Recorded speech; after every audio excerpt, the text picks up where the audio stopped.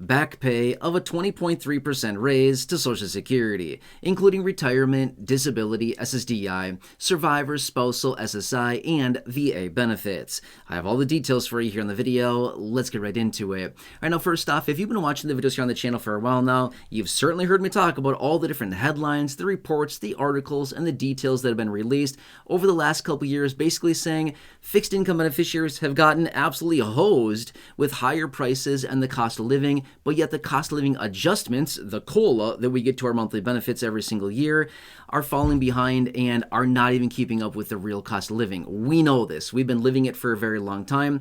And even before all this high inflation years ago, it didn't matter quite as much because the inflation and the cost of living, the prices that we were experiencing at that time, weren't going up a ton. But really, over the last couple of years here, when we saw very, very, very high inflation, like in June of 2022, when it topped out at 9.1%, and it's been coming down very slowly since, and we're still dealing with high inflation today, it's been very pronounced. I mean, here's the thing. We really felt the impact here, and we continue to feel the impact, and unfortunately, beneficiaries are still not caught up. I can't tell you how many comments I read every single week from many of you here in this community, and the articles. Again, I read so much information about this every single week, and they're all pretty much the same story. Seniors, people with disabilities, people living on Social Security falling behind. It's like, yeah, obviously, why? Well, we look at the details of the COLA.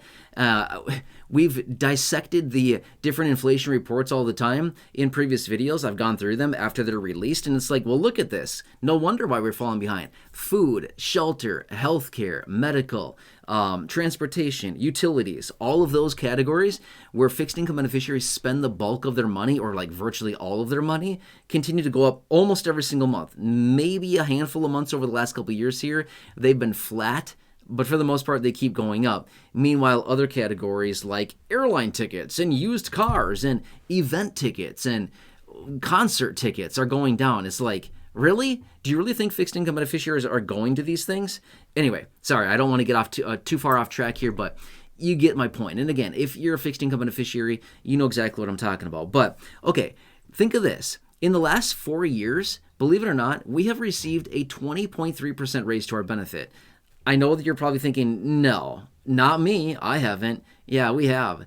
Okay, if you add up all the COLAs, the 2.5% this year, 2025, 3.2%, 8.7%, and 5.9%. Those are the big, well, I shouldn't even say big. They're not even all that big. But just in the last 4 years, we've received, all of those added up, 20.3%. That, I mean, don't get me wrong, that's a pretty nice raise. I mean, in 4 years' time, that averages out to 5% a year. That's really not that bad. I mean, when you look at it that way, you're like, wow, okay, sounds pretty good. I'll take that, right? Yeah, except for when we compare it to actual prices on goods and services that we've all been buying over the last several years here, right? Then when we compare it, we're like, oh, okay, now we get it. Yeah, it's actually significantly below. Well, that's where this whole situation comes in, suggesting, hey, we really need to do this right for the beneficiaries, because here's the thing. It's not just the last 4 years that the COLA has been falling behind. This has been happening basically since the inception of the CPIW, the Consumer Price Index for Urban Wage Earners and Clerical Workers. Since that was put in back in 1975 as the metric to use that they use to determine what the COLA will be, since then, it hasn't been keeping up, which is why some people say, oh, we should implement the CPIE, the Consumer Price Index for the elderly. Honestly, that's no better. In fact, some years it's even worse. So that's not a good metric either, okay? I'm just be fair with you. Either of these two metrics are not that great, and they don't reflect the actual price increases out in the real economy on goods and services that we're actually experiencing. That's just the reality of the matter. But anyway, that's where this discussion comes in. Hey, we got to do this right for the beneficiaries. We need to offer some type of back retroactive, whatever you want to call it, essentially catch-up payment for these individuals of raising their benefit. And that's where this whole situation comes in. Because if you look across the board at prices on goods and services over the last few years here, again, you don't have to look at everything. Look at shelter prices, food prices, utility prices, transportation, medical. Those are the big ones. Those are the big categories that fixed income beneficiaries spend the bulk of their money. If you look at these categories, depends on which ones you look at, some of these are up, significantly more than the raise, the 20.3% that we got as a COLA. Not to mention, by the way, the Medicare Part B premium, which has also gone up substantially, eroding the purchasing power of the little tiny raise that you get as a COLA. Combined, it substantiates, hey, we should really double up here. It should really be a double up type of situation where this back payment really comes in. And that's where this whole situation comes in is, hey, we've really got to offer this 20.3% additional raise on top of it. Because if you add it all up, and again, if you add up all those categories I just mentioned, again, transportation, food, shelter, medical, utilities, these categories like this, and you look at all of these, again, being up significantly more than 20.3%, anywhere from mid 20%, upper 20%, even 30s and low 40% ranges is how much these things have gone up just in the last handful of years here. And then when you minus off or you pull back out the deductions from the Medicare Part B premium increases over the last several years, beneficiaries have really only realized a few percent of an actual gain to their benefit. If you look at all that, if you add it all up and then you pull back out the premium increases, we haven't really seen much of a raise at all, even though it looks like on paper, oh, we've received 23%. True, they have they have approved a 20.3% raise to benefits because of the COLA. True, that has happened. Yes, that's fact. Add it up, look it up, it's there. That is fact. It did happen. However, when you compare it to all of these other expenses, and like I said, Medicare Part B premium increases, which, by the way, this year it went up 5.9%. A couple years ago, it went up 14.5%. It's a real thing, okay?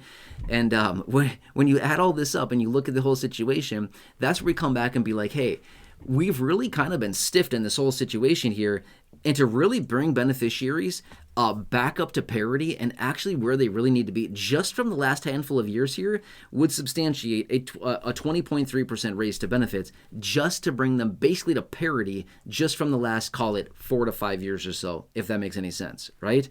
That's kind of the situation we're dealing with. And again, I would encourage you, if you want to look this all up, run the numbers on it. It's shocking. You probably don't want to see it because it's very discouraging when you actually look at all the numbers behind this and to see how much everything has really gone up. And then when you take back out, again, those premium increases and things like that, we're really sitting with not much of a raise whatsoever. It's very, very minimal at that point. Even though it looks like on paper, oh, wow, we've got this 20%. You're right. On paper. Paper is very different than reality, right? Anything can be written on paper and make it look good for the people. But when you come down to it, when it comes down to paying the bills, putting food on the table, and paying the utilities, keeping a roof over your head, and paying the medical bills and co-pays and premiums, it's like there's literally nothing left. Does that kind of make sense? Anyway, it's like the absolute least they could do right now. I mean, here's the thing. They're not doing anything for the cost of living. Absolutely nothing. They haven't lowered prices on anything. They haven't brought the inflation down. Inflation is still an absolute mess, even though they continue to tell us, oh, inflation's coming down. No, it's not coming down. Prices are not coming down, but rather the pace of inflation rising is slowing. That's the case. That's why it looks like prices are coming down or that inflation is easing. Yeah, prices are not rising as rapidly as they were. That's why it looks like it gives the illusion of prices coming down. No, prices are not coming down. Pricing power is still very strong right now, which is why we continue to see very elevated prices at the stores, no matter where you go. It doesn't matter where it is. Look at the price tags on anything. It's crazy, right? Anyway, I'm going to leave it at that. I hope that helps you. But again, I'm here for you in any way that I possibly can be. However you want to put it, unjust, unfair, annoying, frustrating, deceiving a little bit. All this information as far as, oh, beneficiaries are sitting high and dry. False. Not the case. Not the case. Let's run the real numbers here and look at the real picture, and we can clearly see the picture that's being painted for us. No. Fixed income, seniors, people with disabilities, falling behind, and that maybe, I'm afraid to say this, maybe by design. Just saying, right? It seems a little suspicious. Anyway, I'm here for you in any way that I possibly can be. I want to emphasize that. I'm watching the details, watching the headlines, looking through all the details, doing the research, breaking it down in these short videos, and I'll continue to keep you posted on anything going on right now and any details that are showing up or programs or anything that can help you financially or informational, anything like that, I'll continue to bring it to you in these short videos. I hope this helps you. Again, I'm here for you in any way that I possibly can be. It's my promise, my dedication, and as always, I'm going to stick to that. If I can ask a huge favor of you, number one, please subscribe to the channel. If you're new here or if you've not done so yet, please make sure to subscribe. It's totally free to do so. There's a big subscribe button right down below. Thank you so much. I really appreciate your support, and thanks for being part of the community. Also, if you can think of one or two people that benefit from this video here or any of the other thousands and thousands of videos here on the channel, please feel free to share this video with them. There's a share button right down below as well. Thank you so much. I really appreciate that. Otherwise, check out the thousands and thousands of videos here on the channel in the video library. The popular videos I've hand selected for you down below in the description or the top of the comment section, and right now showing up on your screen as well. You'll see some videos there. Check those out. Otherwise, just have a nice day. I hope I can see you again later in the next video. Thank you once again for watching. Really, really appreciate you. Have a good one. I'm here for you no matter